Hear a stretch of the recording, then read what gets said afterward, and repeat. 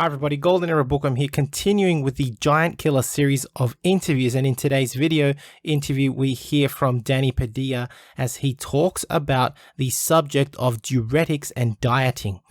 I find this topic very interesting because of the recent trend in bodybuilding where extreme cutting protocols have led to the death of some bodybuilders, and with bodybuilders expected to come in leaner, more cut and dry with each passing year, the question really is, how much can humans push the genetic boundaries even under the concoction of compounds that they subject their bodies to? Here is the Giant Killer. Oh.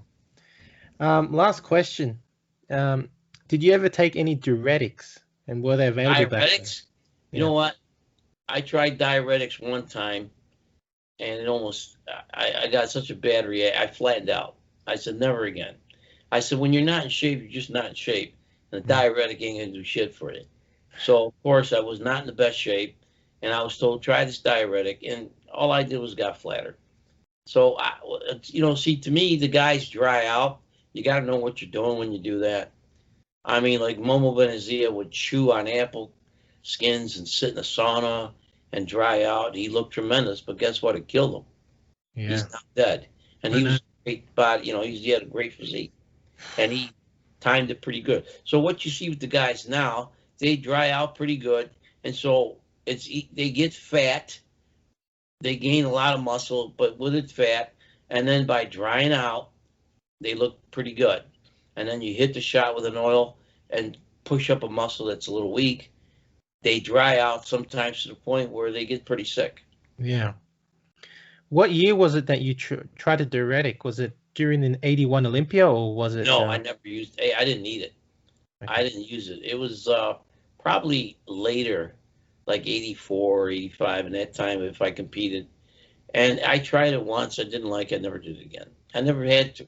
I always used to say, if you need all this crap to get in shape, then I'm retired. I don't want it. It's too much work. Yeah. And the thing is, what happens is when you're going to do a show, you just got to be on a diet for a long time. And the guys don't want to do that. And so it's easy to to take a diuretic to get whatever, here's the problem with that. Guys look in the mirror and they go, oh, I'm holding water. You ain't holding water, you're fat. That's the problem. And so they're told they're holding water and that they should take diuretic, it'll help, and it doesn't. You're either fat or you're not. And a diuretic will help. Let's say you're holding a little water because you carved up too much, and you take a light diuretic, it'll help you. But if you're going to sit there like these guys do, like they use that clenbuterol and they talk to you, they're shaking so hard. I'm like, dude, what are you doing, man? Oh, the clenbuterol. I said, that shit ain't no good for you. Yeah. They use it for weeks, and I say, clenbuterol should be a finisher. You should only use that for so many days when you're in shape, not 8 weeks the way these guys do. You take 2, you take 3, you go 6, you go, and then they talk to you, they're shaking like a horse. And clenbuterol, they give it to horses to make them sweat and shake. And then when they're done, they go to the lollipop farm. So what's it doing to these human beings? So I never understood that. I've seen one guy that used it for a month, and he never stopped shaking. Literally. Right.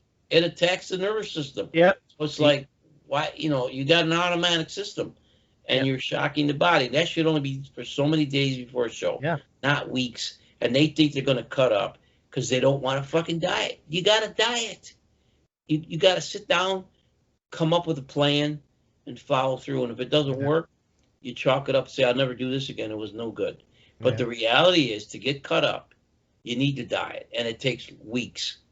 You the brain takes 6 to 8 weeks just to adapt to a diet. Your mitochondria, and then the body changes. So and today it's fast. Yep. Fast. I'm going to be Mr. Olympia in 2 weeks. All right, go ahead. I always say, show me and I'll carry your bag when you win.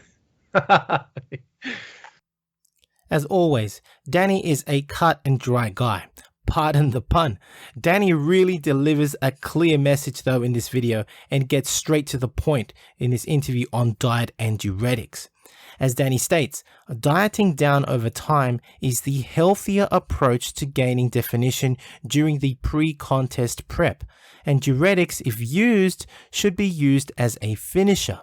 Of course, Danny's approach is very old school, but much more sane and healthier than what some people subject themselves today, especially in today's bodybuilding circuit. As most of us know, golden era bodybuilders adopted a ketogenic diet combined with a high volume frequency style workout, along with taking a cycle, for example, to speed up their metabolism. And although most never achieved the ripped to shreds and dry, that granity look achieved by today's modern bodybuilders, they still achieved very ripped physiques through dieting. Golden era bodybuilders would not subject themselves to the dangerous cocktails of substances as practiced by today's bodybuilders. And that, of course, also has to do with the fact that in today's circuit, it is expected that you come in such a condition that both body fat levels are dangerously low and the body itself is almost dehydrated. I agree with Danny that you really need to know what you are doing with these substances. Danny himself talked about the experiences he had during the early to mid 80s and recalls flattening out, enforcing his statement that dieting should be preferred over using such substances. He recalls the many bodybuilders who would attempt to dry out, and in doing so, their muscles would flatten out, and then would resort to injecting their muscle with synthol so that they appear fuller. I mean, these practices are just crazy in my opinion. And I also have to agree with Danny in his warnings about substances like clenbuterol. As Danny states, this is a very dangerous substance, and he has seen the many bodybuilding backstage with bodybuilders shaking like mad from prolonged use. And as Danny states, if you decide to use it as a finisher, a few days before a show only. I personally know of a guy that used clenbuterol for a month straight, and he has ever since been suffering from seizures and tremors. A quick search, for example, on the poison.org website reveals the following. Clenbuterol causes toxicity at low doses. Symptoms include tremors, high heart rate, low blood potassium, seizures, and cardiac arrest. Of course, no surprises there. Yeah, I mean, what can I say? Another eye-opening interview with the giant killer himself, exploring what I truly consider to be the dark side of bodybuilding. My personal feelings and reflections about the recent interviews with Danny have revealed to me how extreme the practices are of bodybuilding to appear in the condition that they do on stage. I mean, the practices of these bodybuilders, it just makes me wonder. It makes me really ask, is it really worth it? That's what I always ask. Is that the price to pay for bodybuilding immortality? And I also ask myself, what kind of a mind frame must you be in order to do that to yourself? Is it ego? Is it pride? A sense of trying to achieve something greater than yourself? And fair enough. That might be your calling, but does that justify these practices? I don't know. I'm always confused about these topics. I have mixed feelings about them. But I want to hear what your thoughts are in the comments section. So please let me know your thoughts in the comment section. I will give you another opinion though. In my opinion, the taking of diuretic substances is more dangerous. I would say it's way worse than the intake of anabolic substances, especially when placed in the wrong hands. And all you have to do is, compare the lifespan of golden era bodybuilders, and I'm talking the ones, of course, in the 60s and 70s. They didn't really, from what I understand, use too much clenbuterol, or none at all, basically. From what I understand, most didn't actually go that far ahead. In the 80s, though, it was a little bit more practice in the 90s.